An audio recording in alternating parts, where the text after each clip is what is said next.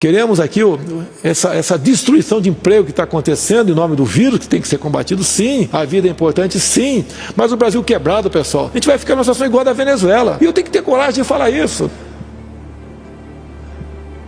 Eu não vou trair a minha consciência e deixar de falar a verdade. Eu lamento a posição do Rodrigo Maia nessas questões. Eu lamento muito a posição dele, que resolveu ele assumir o papel do executivo. Ele tem que entender que ele é o chefe do legislativo, eu respeito ele, tem que me respeitar como chefe do executivo. O senhor Rodrigo Maia é a pessoa que resolveu não conversar com mais ninguém. Não pode agir dessa maneira, pegar e jogar todos os governadores contra mim. Qual o objetivo do senhor Rodrigo Maia? Qual é resolver o problema ou atacar o presidente da República? Eu lamento o Rodrigo Maia, a postura que ele vem tomando. Ele não quer amenizar os problemas, combater aí o vírus, não deixar que a economia vá para o espaço. Ele quer atacar o governo federal. Enfiando a faca no governo federal, vão matar a galinha dos ovos de ouro, que é o Brasil.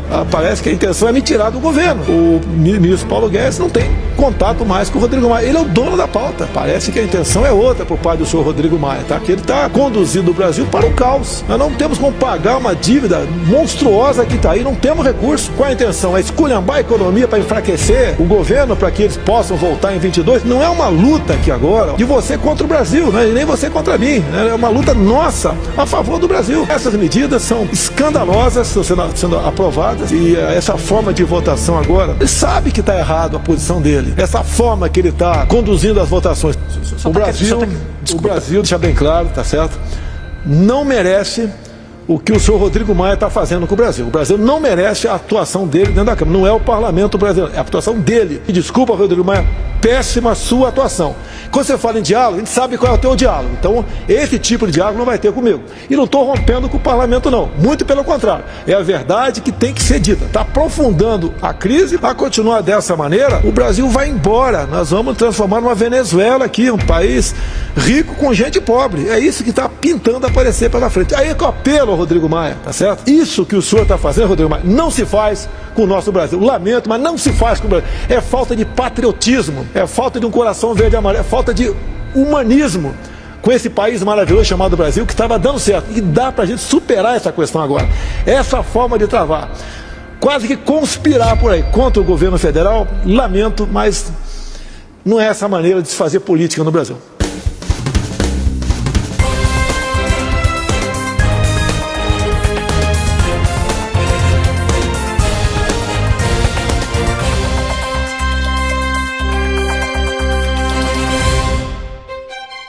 Eleito deputado federal com pouco mais de 74 mil votos, as atitudes de Rodrigo Maia, presidente da Câmara dos Deputados, têm causado estranheza junto à população, diante dos vários momentos que tem tentado cruzar a linha divisória de suas responsabilidades e atingir a área do executivo, onde o presidente Jair Bolsonaro foi eleito com mais de 57 milhões de votos para comandar o país.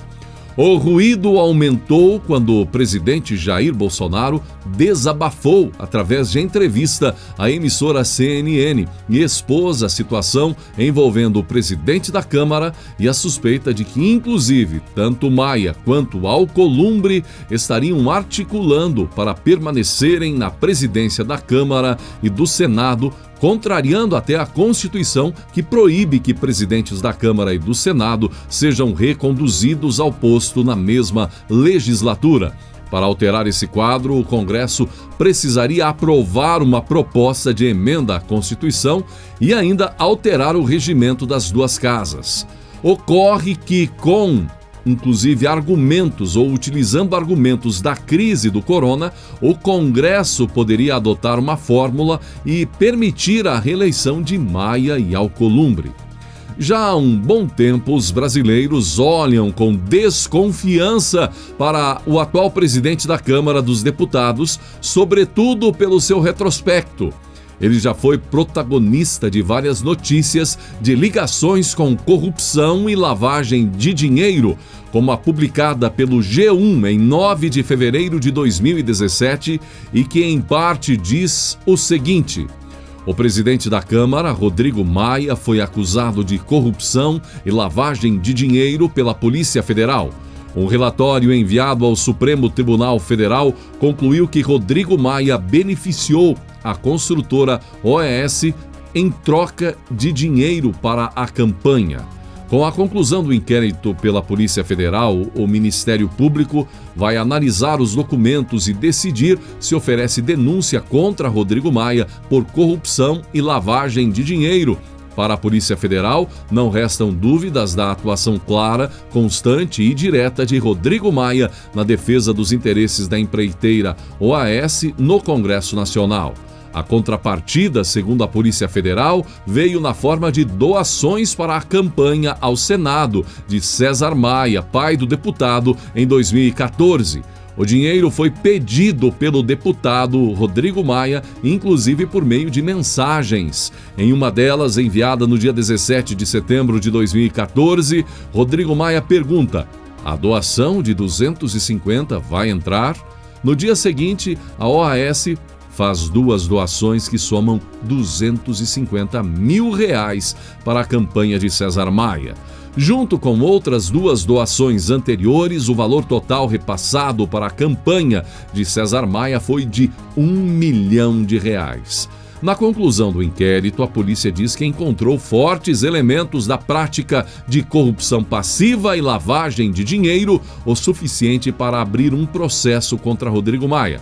À época, Maia afirmou que nunca recebeu vantagem indevida para apreciar qualquer matéria na casa, diz parte da matéria. Já em 2019, também no G1, outra notícia informou sobre uma perícia feita nos sistemas internos da Odebrecht de registro de pagamento de propina e que mostraram execuções de pagamentos no valor de R$1,4 milhão a codinomes atribuídos ao presidente da Câmara, Rodrigo Maia, e ao pai dele, o ex-prefeito do Rio e vereador César Maia. Segundo delatores, Rodrigo Maia era Botafogo e Inca nas planilhas e o pai, César Maia, era o desposta, ou melhor, déspota. Para isso é que a gente pode afirmar que para esse tipo de político, quando se fala em R$2 bilhões de fundão, é a mesma coisa que nada. E foi nessa que Alcolumbre afirmou nesses últimos dias que R$2 bilhões do fundão para a saúde não fariam diferença nenhuma. Também pudera. Com tanto dinheiro entrando em campanha, em doação, em esquemas, em propinas, é claro que bilhões e bilhões de reais não significam nada.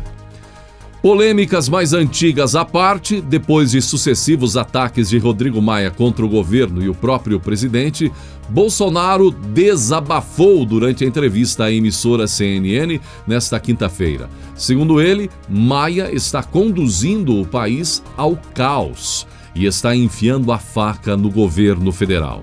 Eu lamento a posição de Rodrigo Maia, que resolveu assumir o papel do executivo. Eu respeito ele, mas ele tem que me respeitar.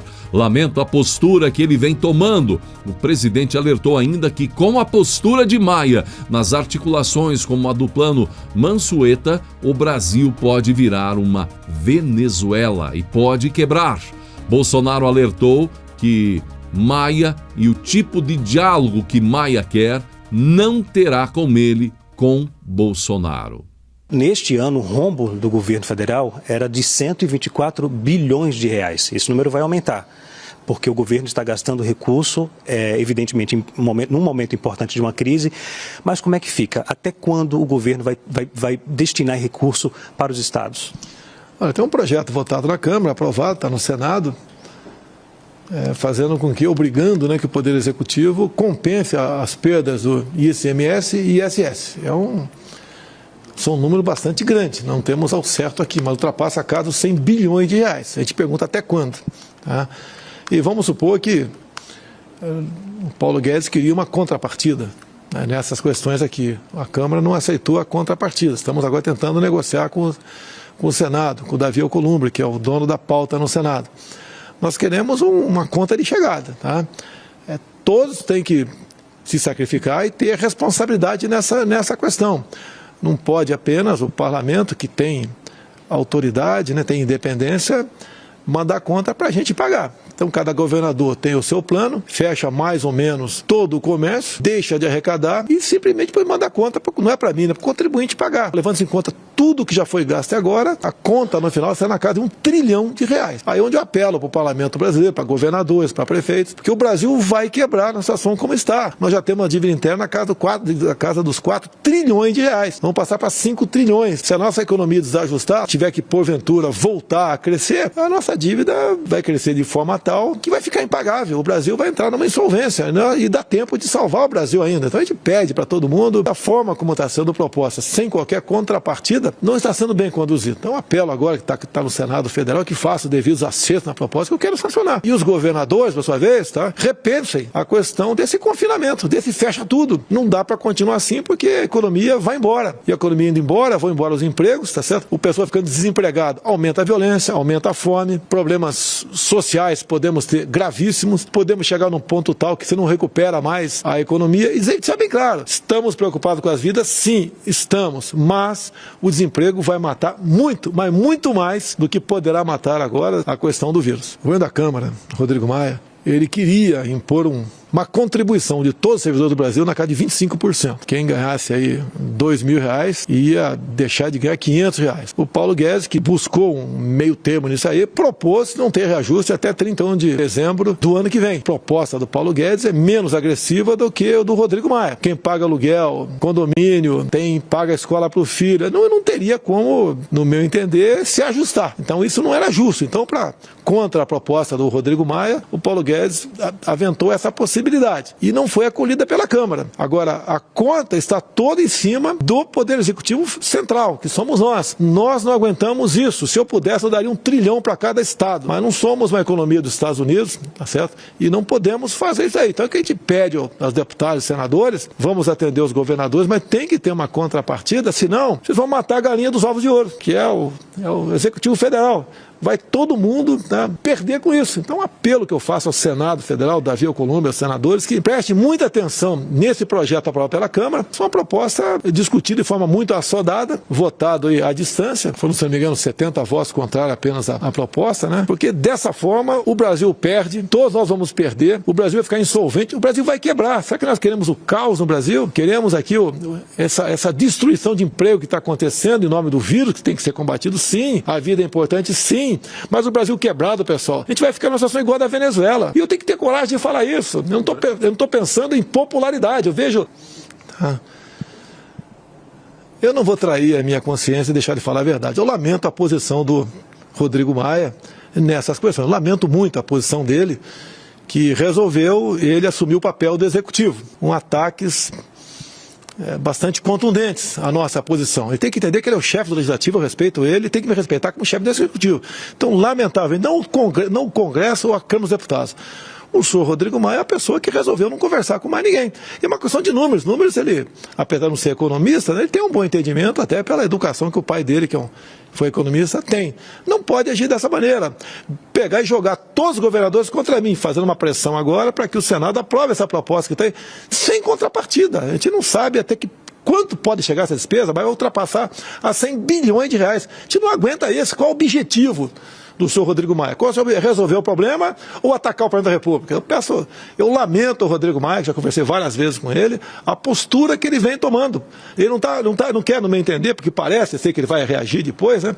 Mas o sentimento que eu tenho é que ele não quer amenizar os problemas, combater aí o vírus, não deixar que a economia vá para o espaço. Ele quer atacar o governo federal, enfiando a faca no governo federal, no sentido aí figurativo, né? Para resolver os problemas de outro lado. Agora, se isso tudo for aprovado e outras coisas virão pela forma como está se comportando, vão matar a galinha dos ovos de ouro, que é o Brasil. Parece que a intenção é me tirar do governo. Parece que é isso daí, né? Quero crer que esteja equivocado. Mas os números mostram isso aí. O ministro Paulo Guedes não tem contato mais com o Rodrigo Maia. Ele é o dono da pauta. Tá? Então a gente pede, apela para ele. Então, presidente?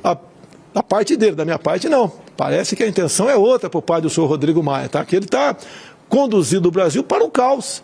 Nós não temos como pagar uma dívida monstruosa que está aí, não temos recurso. Qual a intenção? É esculhambar a economia para enfraquecer o governo para que eles possam voltar em 22? Eu não estou pensando em política. Tá? O Brasil indo bem, todo mundo vai bem. Ele vai ser reeleito, vai com toda certeza aí quem sabe voltar a ser presidente da Câmara. Não é uma luta aqui agora, eu apelo ao Rodrigo Maia, é uma luta de você contra o Brasil, não é nem você contra mim. É uma luta nossa a favor do Brasil. Então essas medidas são escandalosas, sendo aprovadas, né? E essa forma de votação agora pela internet impede um debate melhor na Câmara, sendo aprovado de forma assodada e de modo para atender os governadores que fecharam, alguns, né, de forma excessiva a sua economia. E a conta é altíssima. A ICMS que não foi arrecadado por eles nesse fechamento da economia, bem como ISS para município. É uma conta que a gente não sabe o valor que ela tem a ver. Paulo Guedes fez uma proposta, fez uma contrapartida contra a proposta do Rodrigo Maia, que queria sequestrar 25% do salário dos servidores, de todos os servidores, estadual, municipal e federal, e a proposta do Paulo Guedes foi mais amena, no meu entender, muito mais racional. Não ter reajuste até 31 de janeiro, até 31 de dezembro do ano que vem. O que o senhor acha que deve haver para poder acontecer uma economia de recursos no país? Nem precisa conversar com o Rodrigo Maia, ele sabe que está errado a posição dele, essa forma que ele está conduzindo as votações. No primeiro encontro que tinha com os governadores, aproximadamente um mês, eles mandaram uma carta, nós fizemos videoconferência com todos eles, tá certo? E nós atendemos no que eles queriam e mais alguma coisa. Agora, não houve um segundo momento de negociação. Pegaram um projeto, o Plano Mansueto, e resolveram simplesmente a parte que interessava para eles aprovar, a parte que não interessava não aprovava. Agora, o Brasil, deixa bem claro, tá certo? Não merece o que o senhor Rodrigo Maia está fazendo com o Brasil. O Brasil não merece a atuação dele dentro da Câmara. Não é o parlamento brasileiro, é a atuação dele. No meu entender, me desculpa, Rodrigo Maia, péssima sua atuação. Quando você fala em diálogo, a gente sabe qual é o teu diálogo. Então, esse tipo de diálogo não vai ter comigo. E não estou rompendo com o parlamento, não. Muito pelo contrário. É a verdade que tem que ser dita. E nós sabemos que o Brasil está vendo muito bem. Essa é a questão do vírus. Interessa para todos nós, né, uma maneira de solucioná-lo, mas dessa forma está aprofundando a crise, está botando uma conta no meu colo, que vai chegar o total na casa de R$1 trilhão, e o Brasil não dispõe disso aí. A continuar dessa maneira, o Brasil vai embora, nós vamos transformar numa Venezuela aqui, um país rico com gente pobre. É isso que está pintando aparecer pela frente. Aí que eu apelo ao Rodrigo Maia, tá certo? Sou obrigado a fazer isso aqui, tá certo? Falaria pessoalmente com ele, caso ele queira conversar comigo, estou à disposição. Isso que o senhor está fazendo, Rodrigo Maia, não se faz com o nosso Brasil. Lamento, mas não se faz com o Brasil. É falta de patriotismo, é falta de um coração verde e amarelo, é falta de humanismo com esse país maravilhoso chamado Brasil, que estava dando certo. E dá para a gente superar essa questão agora. Essa forma de travar, quase que conspirar por aí contra o governo federal, lamento, mas não é essa maneira de se fazer política no Brasil. Rodrigo Maia adotou a vitimização como estratégia. Também em entrevista à emissora CNN Brasil, o presidente da Câmara dos Deputados disse que Bolsonaro joga pedras, mas o parlamento vai jogar flores ao governo federal. Nas redes sociais, o filho do presidente, vereador do Rio, Carlos Bolsonaro, comentou sobre a vitimização de Maia. Botafogo ataca diariamente o presidente nas entrelinhas como um belo frouxo e, quando recebe uma resposta aberta, incorpora a Madre Teresa. Quanto tempo até vir com papinho de que está sendo atacado por robôs do gabinete do ódio, como se a humanidade morresse de amores por ele? Questionou Carlos. A opinião do povo brasileiro, da maioria do povo brasileiro, é bem clara sobre Rodrigo Maia. E não é possível que ele não saiba. O fato, por exemplo, de tantas viagens utilizando aviões da Força Aérea Brasileira em 2019, 200 e tantas viagens, possivelmente seja pela sua dificuldade em utilizar aviões comerciais, em andar junto à população. Agora, para determinados políticos brasileiros, pouco importa o que nós pensamos. Eles sabem como lidar e adquirir os votos que precisam nas eleições. É por isso que vemos tantos que permanecem por tanto tempo usufruindo das benesses do poder e do nosso dinheiro. Para eles, pouco importa o que pensamos. O momento mais importante de suas vidas e o momento em que nós temos alguma importância é durante as eleições. Dias Toffoli, por exemplo, presidente do STF, elogiou nesta sexta-feira, dia 17, o presidente do Senado, Davi Alcolumbre, e também o presidente da Câmara, Rodrigo Maia, ambos do DEM, pelo modo como eles têm conduzido os trabalhos legislativos. O presidente da Câmara, Rodrigo Maia, e o presidente do Senado, Davi Alcolumbre, têm tido uma atuação muito responsável. Não estamos perdendo as premissas da responsabilidade fiscal, isso é importante, seja os projetos que vieram do Executivo, do governo Bolsonaro para o Congresso, seja aquilo que o Congresso está aprovando com responsabilidade fiscal, disse Toffoli. No entanto, Toffoli também é outro que certamente tem dificuldades de utilizar aviões comerciais, andar em meio ao povo. E não é o que o presidente Bolsonaro tem afirmado, considerando que se o país seguir como articula Maia, o Brasil vai quebrar. E o que se sabe a respeito de alguma formação de Toffoli para compreender de economia, por exemplo, para garantir que realmente o caminho do país com o que Maia, Alcolumbre e outros políticos têm articulado não seja realmente o caminho da Venezuela. E a sexta-feira foi marcada pela posse do novo ministro da Saúde, Nelson Teich. Além de Nelson, a solenidade contou com a presença do presidente Jair Bolsonaro, ministros e também do ministro que deixa a pasta, Luiz Henrique Mandetta. Bolsonaro, Teich e Mandetta discursaram na solenidade. É um passo difícil, o século XXI vai ser dividido em antes e após o coronavírus.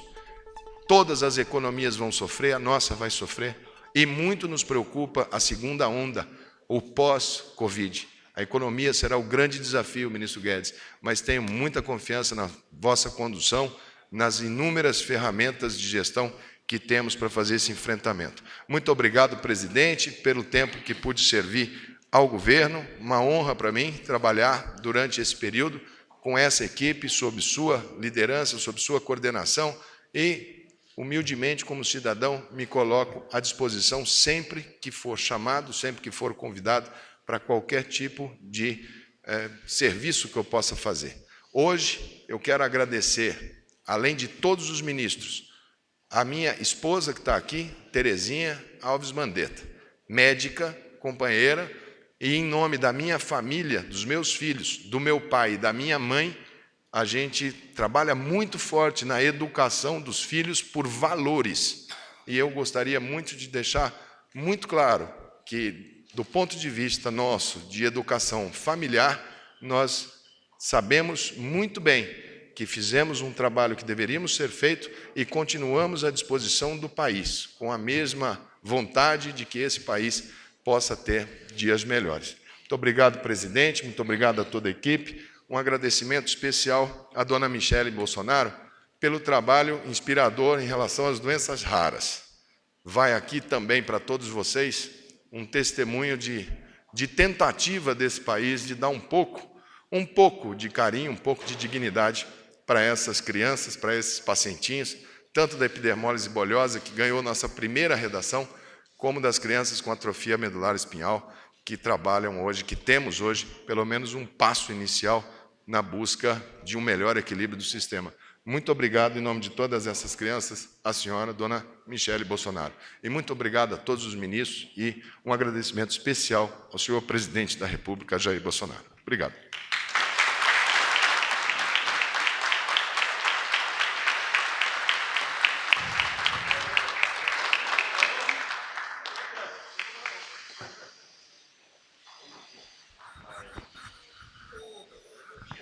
Hoje eu recebo certamente o maior desafio da minha vida profissional.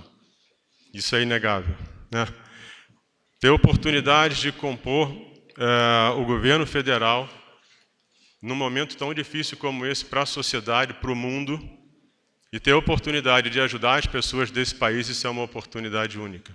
O foco que a gente tem aqui, em tudo que a gente vai fazer, é nas pessoas. Por mais que você fale em saúde, por mais que você fale em economia, não importa o que você fala, o final é sempre gente. E é isso que a gente vem fazer aqui, trazer uma vida melhor para a sociedade e para as pessoas do Brasil. Uma das características dessa doença que a gente vive hoje, que é a Covid-19, é a pobreza de informação sobre a doença, sobre a evolução dela, sobre possíveis tratamentos.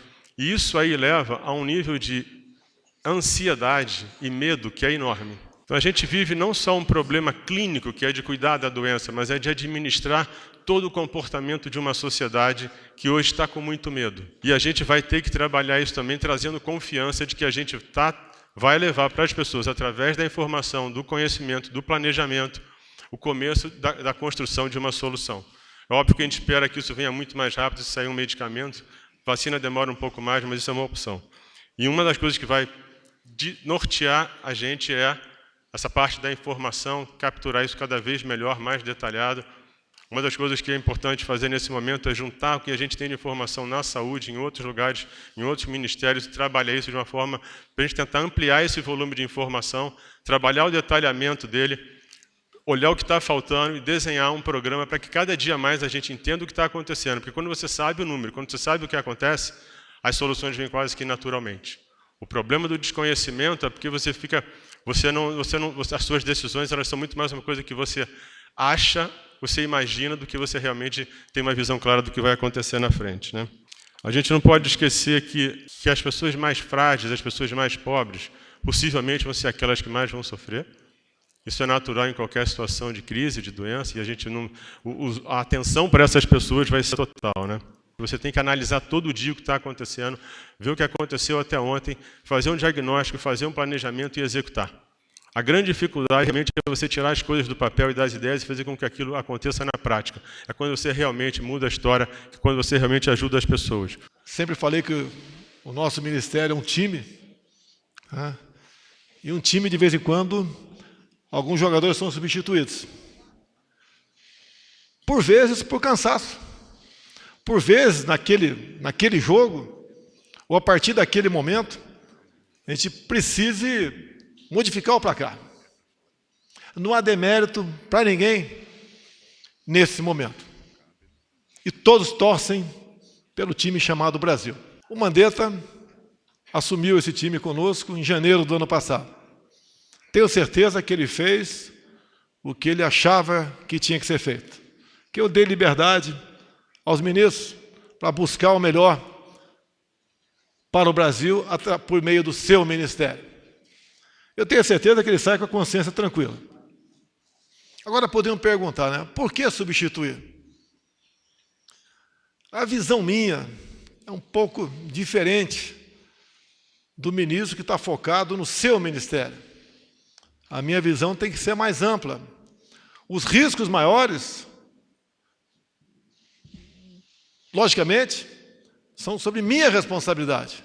Eu tenho o dever de decidir. Eu não posso me omitir. Eu tenho que buscar aquilo que, segundo o povo que acreditou em mim, deve ser feito. A visão do Mandetta, uma visão muito boa, era da saúde, da vida. A minha, além da saúde da vida, entrava o Paulo Guedes, entrava a economia, entrava o emprego. Desde o começo, eu tinha uma visão, ainda tenho, que nós devemos abrir o emprego. Porque o efeito colateral do combate ao vírus não pode ser, no meu ponto de vista, mais danoso que o próprio remédio. Então, essa briga de começar a abrir para o comércio, é um risco que eu corro. Porque se agravar, vem para o meu colo. Agora, o que eu acredito que muita gente já está tendo consciência é que tem que abrir. Hoje mesmo, acreditando na imprensa brasileira, vi uma matéria que 50% dos prefeitos estão divididos no tocante à abertura. Até pouco tempo era 100% o contrário, ou 99%. Eu tenho certeza que eles sabem dessa necessidade. Vocês sabem do que depender de mim, nenhum cidadão seria preso no Brasil por causa disso. A detenção, segundo a lei, é quem porventura estivesse disseminando de forma criminosa algo que afetasse a saúde de todos. Agora, aquelas cenas de prender mulheres na praia, em praça pública, ou um cidadão também, bastante forte, né? Sendo jogado no chão, colocado algemas, Eu não consigo entender isso daí. Não concordo com isso. Pena que eu não possa intervir em muita coisa, porque o Supremo decidiu que as medidas restritivas que têm que ser respeitadas são aquelas de prefeitos e governadores. Essas prisões, mais que ilegais, atingem a alma de cada cidadão brasileiro. Não podemos admitir isso. Não vou pregar desobediência civil, mas medidas como essa têm que ser rechaçadas por todos nós. Mandetta, mais uma vez, muito obrigado. Agora entra em cena o prezado Nelson. Junte eu e o Mandetta e divida por 2. Pode ter certeza que você vai chegar naquilo que interessa para todos nós. Nós não queremos vencer a pandemia e daí chamar o doutor Paulo Guedes para solucionar a questão, as consequências de um povo sem salário, sem dinheiro e quase sem perspectiva, em função de uma economia que a gente vê que está sofrendo sérios revés. Então, prezado Nelson, meus parabéns pela coragem e pelo tempo que você agora dedicará em buscar a solução. Com toda certeza, vai sofrer um pouco a sua família. A gente pede compreensão à sua esposa, à sua família, porque o seu trabalho, assim como foi o do Mandetta, é muito dignificante para todos nós. Parabéns, Nelson. Deus te acompanhe, que você seja feliz e nos ajude, assim como o Mandetta ajudou, a buscar dias melhores para todos nós. No Twitter, dos 10 assuntos mais comentados na rede social, a hashtag Fora Maia liderou com grande folga boa parte das últimas horas. Textos com críticas, memes e vídeos de reportagem que retratam as muitas acusações que envolvem o nome do parlamentar colocaram o impeachment de Maia como uma necessidade urgente, por Maia representar uma ameaça para a democracia brasileira, além de não atender os anseios populares que colocaram Jair Bolsonaro no poder. Outro que levou uma saraivada de críticas na internet foi o governador do Rio de Janeiro. Wilson Witzel criticou em seu Twitter a decisão de de Bolsonaro, aliás, de demitir Luiz Henrique Mandetta do cargo de ministro da Saúde. Após a declaração, ele recebeu uma enxurrada de críticas e questionamentos dos internautas, a maioria sobre os contratos bilionários do estado do Rio que foram mantidos em sigilo. O governador disse parabéns pelo belo trabalho à frente do Ministério da Saúde, Luiz Henrique Mandetta. Nossa luta contra o corona continua e o novo ministro siga as orientações da OMS. Em resposta ao governador e às críticas que ele fez, além dessas palavras citadas ao presidente Bolsonaro, um internauta disse: governador, você não conseguirá convencer ninguém com uma conversa fiada dessa. Tente mudar a retórica e ser mais honesto consigo mesmo, pois de repente conseguirá se eleger para síndico de seu prédio quando deixar de ser governador. A verdade é que é forte a pressão de algumas lideranças para tentar inviabilizar o Brasil e principalmente o governo Bolsonaro. Com tudo o que está acontecendo no mundo, é algo assombroso o peso que está sendo estabelecido nos ombros da população, em uma briga clara entre esquerda e direita, de uma forma muito similar ao que já foi visto no passado. E como a esquerda tem alinhamento direto com os princípios comunistas, aí entra a suspeita até da origem do corona e se isso não é realmente muito mais do que uma questão de saúde, mas também uma questão de poder mundial ao custo de muitas vidas. Vimos agora João Dória levando adiante o período de isolamento com muitos questionamentos sobre a forma com que isso vem sendo feito, onde em nome de proteger a saúde, pessoas estão sendo presas em casa e as que estão nas ruas sendo ameaçadas, presos sendo soltos em contrapartida, a miséria batendo na porta das pessoas e o Brasil, tendo em vista de que o estado de São Paulo é o centro financeiro nacional, sendo atingido de forma muito agressiva como poucas vezes visto na história do país. São Paulo é um dos pilares do país e é possível que a forma com que Dória vem conduzindo a crise, o pilar pode ruir e levar o país.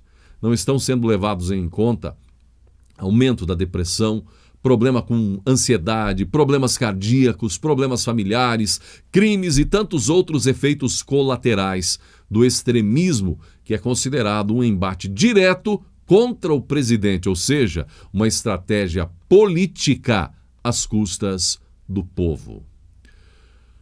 Onde vamos chegar com tudo isso, gente? É preciso ter fé e orar. E esperamos que as palavras Brasil acima de tudo, Deus acima de todos, nos mantenham de pé.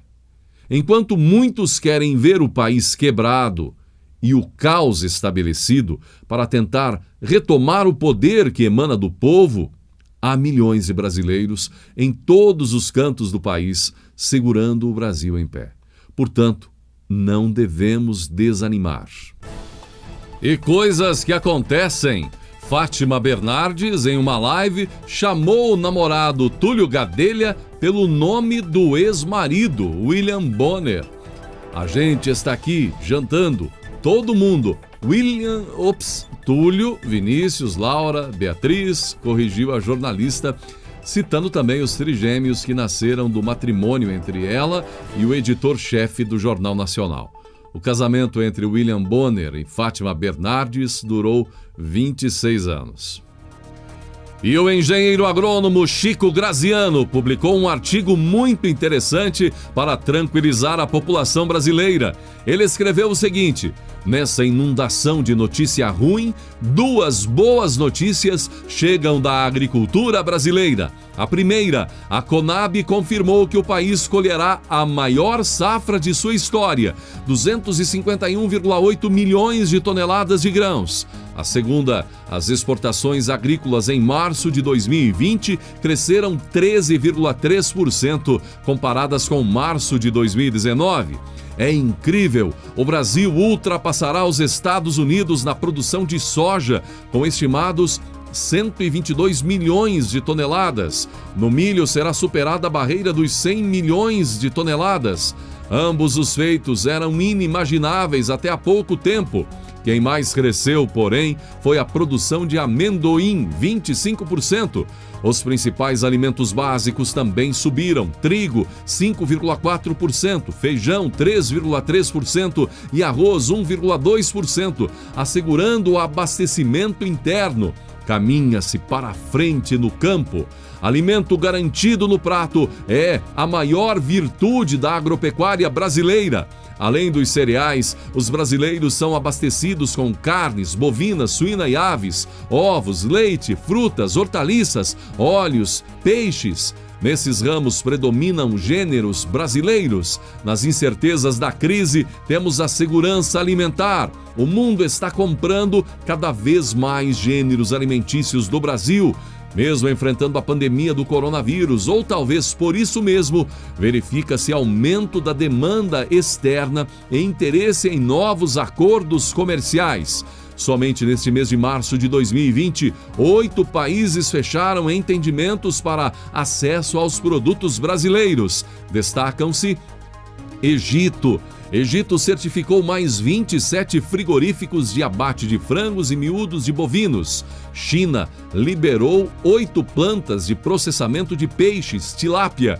Indonésia vai comprar 20 mil toneladas de carne bovina. Emirados Árabes querem importar ovos galados fertilizados para aprimorar a genética de suas aves. Kuwait retirou barreiras da carne bovina. A Argentina vai importar embriões bovinos, sêmen suíno e, pasmem, carne de rã.